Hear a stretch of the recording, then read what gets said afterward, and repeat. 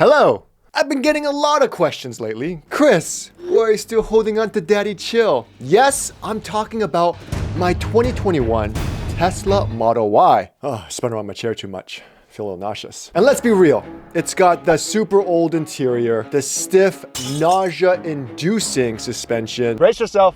Ugh! Zero RGB lights, and the outdated hardware 3 cameras. And look, I've owned the Model X, I've owned the Cybertruck. Both of those came and went. So sometimes even I stop and ask myself, why am I still driving this thing? But then I remembered, I'm Everyday Chris. Everyday Chris. And most everyday people, they don't buy a new car every year, unless you're rich.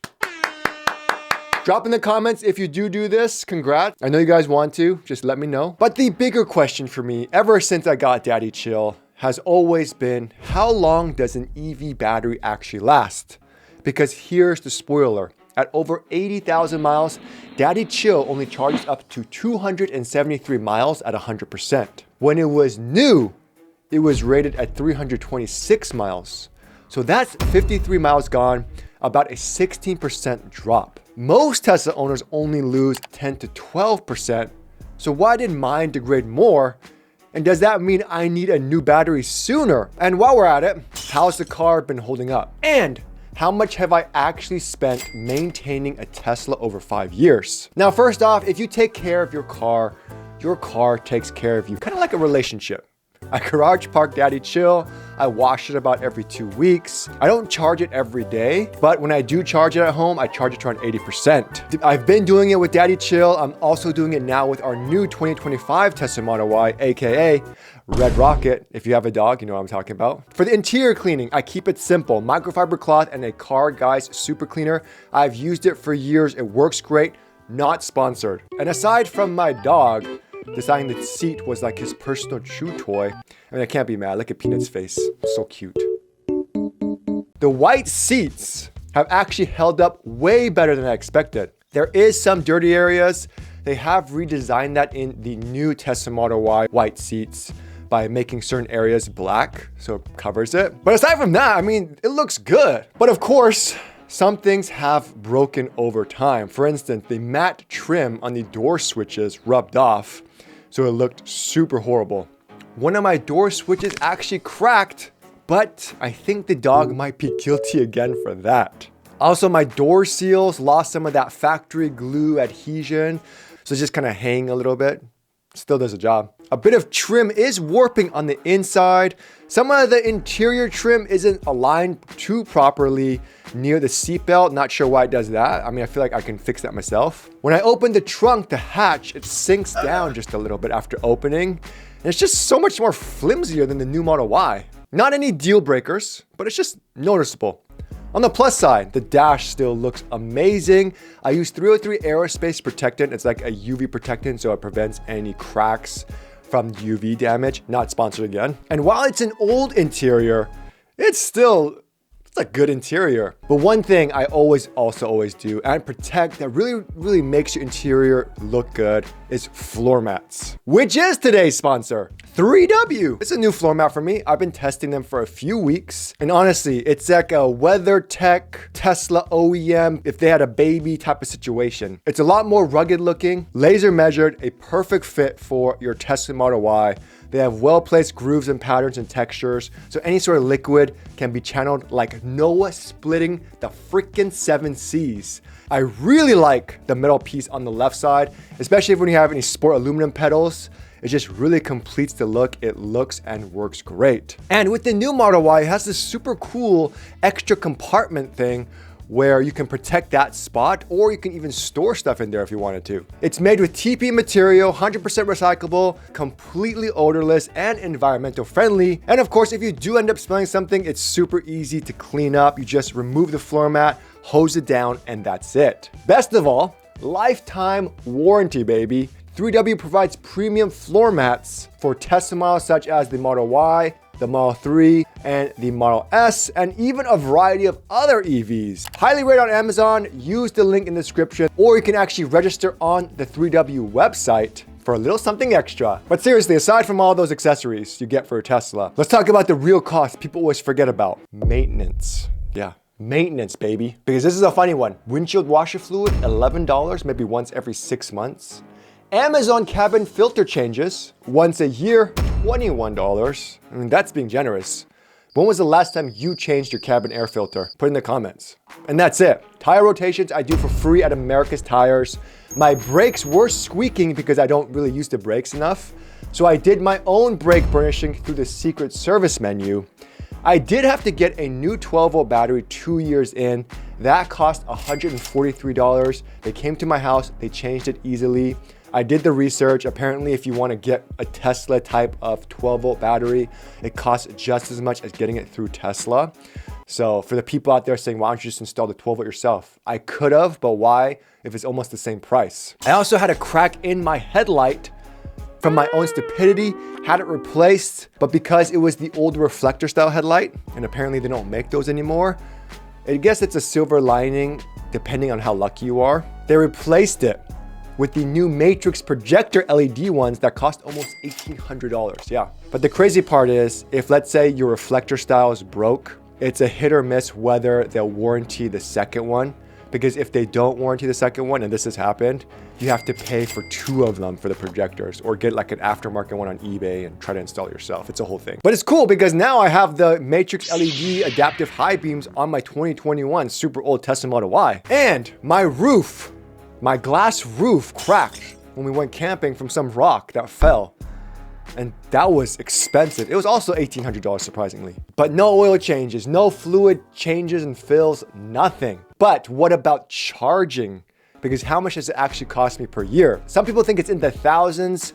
Because we charge usually at home, we don't drive that far. We've saved over 4 times as much money than if we had a gas car. In a year, we spent only around $236 on fuel, which is an estimated gas savings, according to their Tesla app, of $1,073, which I highly believe because of how expensive gas is in California. If you live somewhere else like Iowa or something, I'm sure it's much cheaper. Iowa Tesla guy. Now, as far as the insurance goes, our 6-month premium is around $1,400, which is around $233 a month, which is the cheapest for a Tesla. Because when I had the X and the Cybertruck, it was insanely expensive. And for California DMV registration, it's $663 for the year. And again, still much cheaper than my Model X and my Cybertruck, since the car is much older now. I don't know how the Model 3 is. Let me know in the comments below how your rates are, because I'm curious, is the Model 3 gonna be the cheapest out of the whole Tesla lineup? But anyways, here's one major annoying part of Daddy Chill due to the age: the miles. Now, every day, Chris, we go on a fair amount of road trips, so we do supercharge. We do charge it to 100% a good amount of times, but we don't really leave it at that state of charge for too long.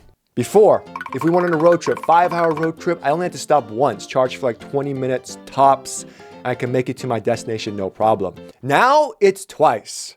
And it's not the biggest deal because I'm getting old and my back's hurting, so it's nice to kind of stretch my legs for a little bit. But that extra 20 minutes does add up, and it can be a little bit annoying at times. And overall, aside from the mileage issue, there haven't been any major changes. However, as far as charging goes, even though my battery pack is super old, Daddy Chill still charges just as fast as the new Tesla Model Y, which is crazy. So while a new battery pack, it's nice because it retains the miles much better, the older battery pack is still beginning to show its age slightly. But the weird thing is, when I did a battery health test on Daddy Chill, in that secret service menu, it says I was at 87% retention and my battery was healthy.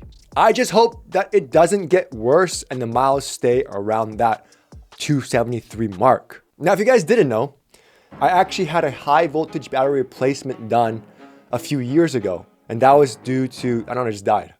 I don't know how it happened. I plugged in, it was a red Tesla logo. I think that was around 20K or around 10 or 15K miles around there. They did not replace it with the new one. They replaced it with a similarly aged battery pack for what you warranted, which is crazy, right? But then I recently asked someone at Tesla, I was like, hey, how much for a new Tesla battery pack? If I want to get one for Daddy Chill, am I going to get a brand new one with the new miles? Guess what they said? They said no.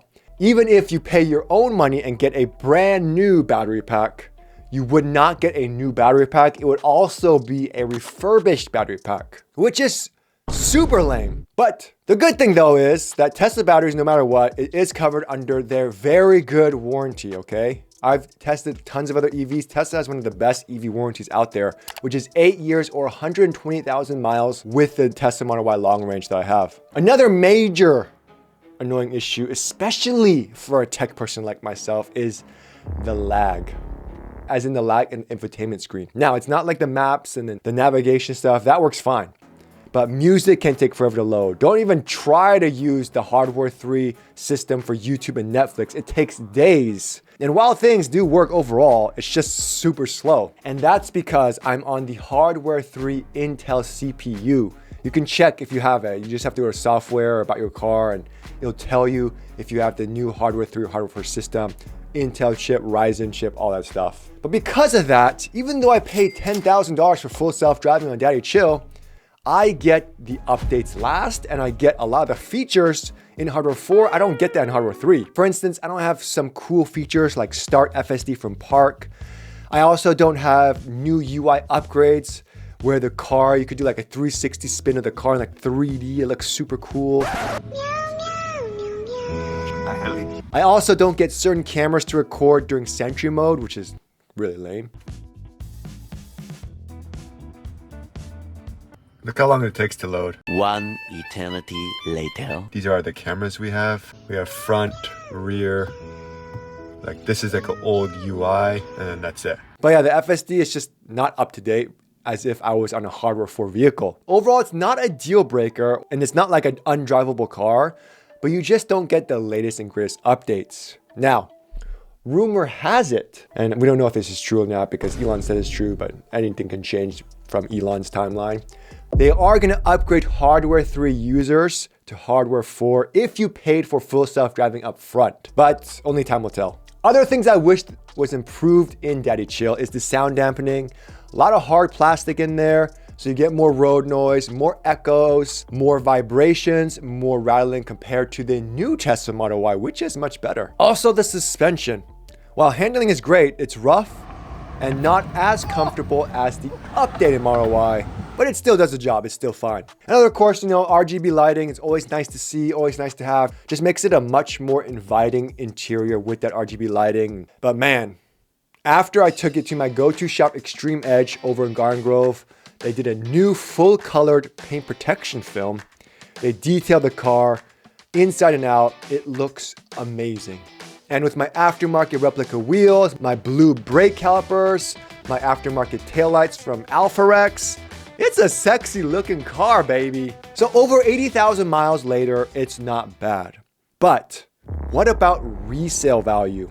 Are Teslas and EVs just worse to own over the years? Well, I did just do a quick check on CarMax to see what they would offer me. They said they had to see it in person to verify, but it seems like it's in the $14,000 to $16,000 range on the low end, which is not the worst, but it's not the best, right? Because 5 years, 80,000 miles in, and I paid around $60,000 for the car. So hopefully I can get around 20K on the high end, but on the low end, on the 14K, it's okay, which is actually, I think, the cost of a high voltage battery replacement. But honestly, it's not enough for me to sell Daddy Chill, and I want to just keep it. I want to drive it to the ground, keep it for at least 10 years because I want to know what it's like having a Tesla for 10 years. And also, Everyday Jen is very happy with Daddy Chill because now the Model Ys, especially the older ones, that are like the new Toyota Camrys, they're everywhere. She feels safe and she feels like she can blend in. But overall, we're very happy we chose the Model Y over like a Model 3 because it's still very, very practical and it's a great family hauler. Road trips are still great. Put the dogs in the back, tons of space. Whose butt is that? Tina, why are you back there? Camping and storage space is amazing. 2 people fit in the back of a Tesla Model Y. It'll work. Take a quick nap. And even though it's over 80K miles and 5 years old, we can still do everything a newer Tesla could do. But if I can get the Hardware 4 upgrade, it would legit be a game changer. And I also thought about switching to other car brands where maybe in the next car I could try Mustang Mach-E or even a Hyundai Ioniq 6. They're great cars, but Tesla's software and charging network and tech It just keeps me here. And then it's crazy how I have a very updated car for a car that's so old, even though it's not perfect. We'll see though how it does if it does pass 100,000 miles, and if Tesla really does let me upgrade to Hardware 4, it would change everything. So make sure to subscribe, baby.